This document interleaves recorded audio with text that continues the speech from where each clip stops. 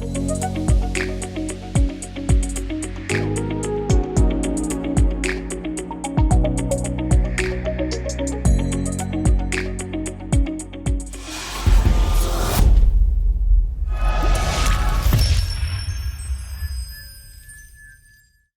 everyone, welcome to another episode of Beauty and the Brain, the podcast where we discuss all things aesthetics. I'm your co-host, Dr. Chris Crowley, and we have a very special Thanksgiving episode for you today. I like to eat turkey because it's good. I like to eat turkey because a good boy should. Are you gonna join? I don't know the words. Jeez. I'm Jerry Drinker, nurse practitioner and co-owner of Skin and Tonic in Pace, Florida with my husband, Chris Crowley. We have a really fun episode today. As you can see, Jerry's in a very festive mood. Unfortunately, I don't know the lyrics to the song that he was singing. You just make them up as you go. That's what we do, make it up as we go. That's what we do. So for today, we have decided that we're going to reflect back. We're thankful for a lot of things in our lives, but for the podcast, we're going to look back over this first season. We're really proud of the episodes. We have over 30 episodes that have been released already.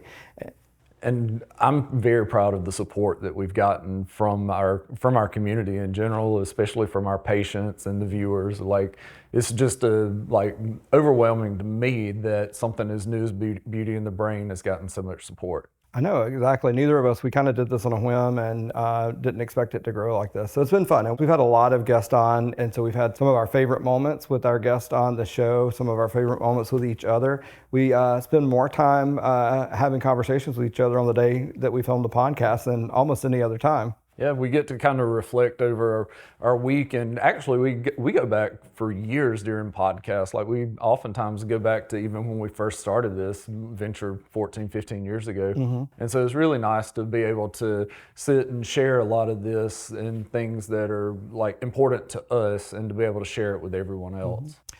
So looking back on this year, what are some of the things that you're thankful for? This is just my favorite time of the year in general, and it's really easy to get emotional about all of it, but to me, the thing that I'm the most thankful for is support. Just like I just said, it takes a lot to tolerate me sometimes, and so the support that we get from you, first of all, the support from family and friends, and support from our clients that continue to be there for us. And I'm just humbled, and the growth that we've had is overwhelming to me. To be able to do something, get up every day and do something that you absolutely love. And I don't think that there are many people that have a job that you can go to every day and enjoy it. Mm-hmm. And so that's what I'm thankful for. I probably should say health and all that kind of stuff, and I'm thankful for that too. But I think that goes, we definitely are blessed with good health, and we're both thankful for that. I kind of want to echo what you say. It takes a whole team of people around us to make Skin and Tonic work, to make the podcast Beauty and the Brain work. We couldn't do any of this without Sierra. You guys don't see her. She's over there behind the cameras. We'll drag her on one of these days, get her up here to be a guest. Are we doing that today at some point, maybe? Yeah, she's not committed to that, but we'll see if we drag her on in our Thanksgiving episode. But she is kind of the idea, the creative behind a lot of the podcast topics and episodes. What you guys don't see at home is all the work that goes into pulling this off. We have Danny here with us. Danny is our videographer and producer. He comes up and we film a lot of episodes in one day. So not only do they have to come up with the ideas and listen to us talk all day, but then they have to go and listen to it all over again when they edit it and clip it together and make us look great. Sierra also is the brains behind Skin and Tonic. She keeps that running every day along with the rest of our wonderful team. We have Allie, Lindsay, and we had Allison for a little while this year until she became a new mom. So we've really been surrounded by great people that have helped support us and grow our business. And we have Trinket is in the building with us as well. A lot of people know Trinket, a permanent makeup artist, and Cindy. And so Skin and Tonic truly is like going to work every day with family. And so a lot of different personalities in the building, a lot of big personalities, and somehow we've been really fortunate that each personality complements the other. I don't know when the last time was that we even had like a little tiff with anybody in the clinic. Well, I do, but it was. I mean, yesterday I had a little tantrum, so. I was gonna say, yeah, but that was with yourself, so that doesn't count. That's a person within personality conflict. Nobody's taking me to HR for that. No. So we're going to have kind of a lot of things to reflect back on and be thankful for throughout this episode today. We certainly hope you guys enjoy it, and look forward to seeing you again next week on another episode of Beauty in the Brain. So I'm here today with Jerry, my husband, who kind of drug us into this aesthetic industry. So a little bit to my resistance, 15 years ago. I've been a nurse for nearly 30 years now, and my whole reason for going into nursing was helping people, and I didn't realize that you could do that with something other than bedside nursing. That's exciting, right? Anybody wants to be on the TV show, you get all the hype around that. Somebody asked you, of course, a trip to California. Yeah. So was it what you expected from that initial call? Yes and no. I feel like when I started the show, that was like my prime time of like me drinking and like being 21, like always partying. And so like, I think it was different for me because I'm from Panama City. So it's like I wasn't taken out of my environment and put in another state around like people that I didn't know. Like I didn't know like the cast or like production, but I knew all my friends. Whenever we would go out to the bar, I would like hang out with them. And like my mom was still in town and like I would call her if I needed something. So I think it was a lot easier for me to settle in versus other cast members. I could see how that could be hard. I remember when it first started, I think Amy was like, are we going to need security? Are the paparazzis going to follow us around? And you think like, oh my God, like what is it going to be like? But it's crazy how that can impact you and impact the people around you. Yeah. And when you're in a place that's not necessarily a good place, you tend to attract people that are in that same. It's rare that you're in a bad place and you attract really good people. Yeah. When you weren't as healthy as you are now, did you find that you tended to have people around you that were also in similar situations? Yeah, because I think misery loves company. You were also on the show. You're being paid to do some of this. But I think when I first started sharing my journey, like around the time that I did the Dr. Drew interview, you start getting all these messages from all these people that are going through similar things. So it's like kind of this community. And I try to reply to as many people as I can. So like I know this one kid, which I had gotten a message from him during season 2 of Floribama. And he was like, I turned the TV on and you were the reason why I didn't kill myself. And he was actually the reason why I decided to do the Dr. Drew interview to like share my story. And he actually messaged me again after that interview. And I was like, oh my God, like you were like one of the reasons why I wanted to share my story. So it's like you get that positive encouragement from those people. But at the same time, it's like all these people are asking you for help. And it's like, I can barely help myself. To me, when I'm choosing where I'm going to go and who's going to be injecting me and touching my face, I mean, it's your face, right? I mean, it's very important. It's going to be safety number 1, results number 2, and price is the third, the last thing on my list of concerns because, I mean, it's your face. That's what people see you as. And it's, it's not something to take lightly. Even if we're not the primary care provider for some patients, and we're not, but, I like to work with other providers. Like I see their patients when they're sick and send them right back. That's okay too. There's a place for all of us in the, the care model.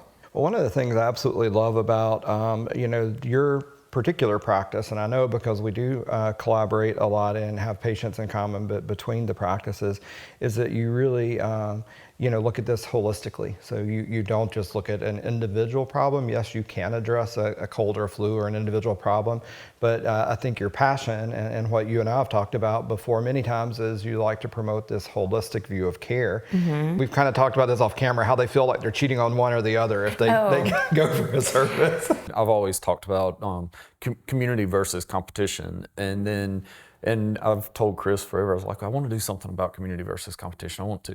And so we went to a Galdermo conference recently, and the speaker, he's like, let's talk about community versus competition. I'm like, well, damn, like I've been wanting to do this and we didn't. But I think there's a whole different point that I missed or didn't miss, but I never thought it until you just said it, but it's community competition and collaboration. And so, it really kind of gets into what we're about to talk about how Every service can complement another service and take care of that holistic person. That competitive feeling or the competition, but there's plenty of work to do what you want to do. I would just encourage you to create your mission and stick to it. And you're not going to be for everyone. You're not going to provide every service, but I think it's really rewarding for the ones that you can help. Me being hypercritical of myself where society didn't see that, but looking at images of people that were perfect, that was what I strive for. So back to your question about what I do, I try to set realistic expectations that are going to be healthy for them. Maybe a lot of people don't realize there's some pretty interesting documentaries out there now on social media is how these algorithms are designed to reinforce our beliefs. The Neogen plasma is relatively new, and we're the only office in the area that has it. So I think we're very fortunate to have been able to launch it because it's something that's just a breakthrough in like the development of new skin for our patients. And it won the 2022 New Aesthetic Device, right? The aesthetic conference last year. So patients ask what we do, and so quarterly I try to do something collagen stimulating. There's an array of things you can do, from as mild as a microdermabrasion or a microneedling or a chemical peel or one of the energy devices.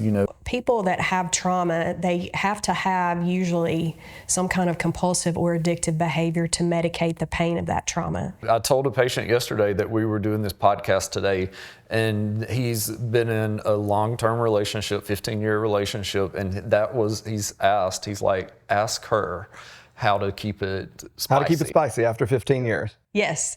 People said that they had the best sex of their lives, 55 and older. And I said, woohoo! I'll just say it. So is this good or bad? I just use this for my face. I use it every morning, every night. I'm 15, I can't read that. You've got your glasses there. We just asked you to take them off because of the blue light. Okay, so Matt was one of our first tattoo removal clients years and years ago. And since he brought it up, I wasn't going to bring it up. He brought it up, and we were pretty new into doing it at that time as well. But he had some of the. I'm not saying it was operator error. I'm just saying it was painful as hell. Just no, but what I'm saying is it was painful. But we were new enough. We didn't have a lot of extra analgesic options. Oh, got it. Okay, and so now it was your fault. Now we use laughing gas. Now we do other things because we know that tattoo removal is painful. You should have waited. Yeah. I'm very proud of it. We saw that there was such a need, and there was such a desire for improved performance. And so it was not necessarily based on erectile dysfunction, but rather performance improvement. Sexual performance. We do have a big practice on that, and that's where a large part of our male patients come. But we also do a lot of aesthetic treatments for males. Yeah, 50 is the new 30. I want to talk about Hyalopin, but I also want to just briefly touch on this before we go on to Hyalopin. Allie, do you do any semi-permanent fillers, things like Radius or Bellafill in the lips? no. Okay. And is there a reason that we don't do it there? Yes. Okay, Lindsay.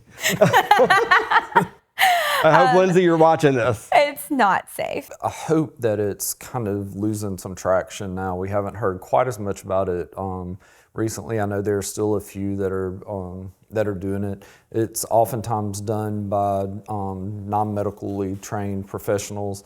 We do, and we have to break it to them. In the state of Florida, we have to have a BMI of greater than 27 with a comorbidity like high blood pressure, high cholesterol, obstructive sleep apnea, something like that, or a BMI of 30 or greater. And so when these people come in, these patients come in, and they have a BMI of 24, and they say, I just need to get a little bit right here. I'm like, well, we can do some diet modification. We can do some lipo injections, MIC injections, things like that. But realistically, it's just lifestyle changes that will really help them out a lot, because we have eaten to reckless abandon in America. 72% of most Americans are overweight or obese, with a projected 85% by the year 2030. I mean, that's crazy. That's crazy. So realistically, they really want to get control of their health as well, because a lot of them eat really poorly, but they may be this big around. Mm-hmm. Yeah. But they're eating terribly, and they have high cholesterol, have high blood pressure, which is leading to increased cardiovascular risk, increased risk of stroke and things like that as well.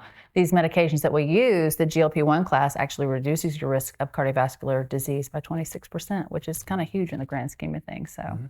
I have seen in the last, 5 or 6 months that I've been doing the NAD, I have put on 10 pounds of muscle, and I have changed nothing except increase the food in my diet, probably a little more purposeful in my workouts, but the NAD is creating faster muscle repair. The downtime in between working out that muscle group is shortened with NAD, and I have explosive results. My squat, I'm at 215 working out at as a 50-year-old man, which is quite unique. And I don't use any other supplements other than hormone replacement therapy with a physician, and in low dosage with testosterone. But I've been doing that for 10 years. And when I saw the tremendous increase in muscle size, muscle repair, and strength is when I added NAD to that regimen. Do I remember you telling me that you went from working out, pretty much daily to now sometimes you work out twice per day? There are times when I do go twice a day because the repair is just so much faster. I don't have to wait 72 hours for a muscle group to repair itself with NAD. That is my experience. Now, that may not be the same experience with everybody, but again, I've been in the gym for 27 years, and I understand what happens in muscle repair, and downtime is important to let that muscle repair and grow. The length of time is not as important with the NAD that I've added to my regimen. P-Wave, P-Shot, which you both also offer at the clinic. And I was reluctant at first because, no man wants the thought of a P-Shot. But it took me some time, but after we discussed it, everything was fine. I decided to do it. It's incredible. I mean, it's turned me into feeling like a 25-year-old man again. And I'm shocked. I think you're wrong. I would say PDO threads. That's what I was going to say for Jerry too. Am I right? I think the biggest challenge is PDO threads and correction of other people's, or even ours, I shouldn't say other people, but correction of other work. So what about yours? You've talked about our weaknesses. I didn't say weakness at all. I said what was the most challenging thing to learn, skill to acquire. One of the things that you do provide in your clinic that we don't do is penile filler. Oh. So that, I guess that is controversial. I was going to say that Jerry took it right there. I know. I'm like, well, let's just go there, Jerry. I mean, I think it's slightly controversial. This guy waited about 3 days, and he was ready to try out ready the to new. go. But I mean, yeah. Then it had to be dissolved and then redone, and and that's painful. Dissolving hurts. Yeah, and very pricey. I mean, yeah. that's an expensive mistake for someone to make. 100%, because I think he had 6 syringes.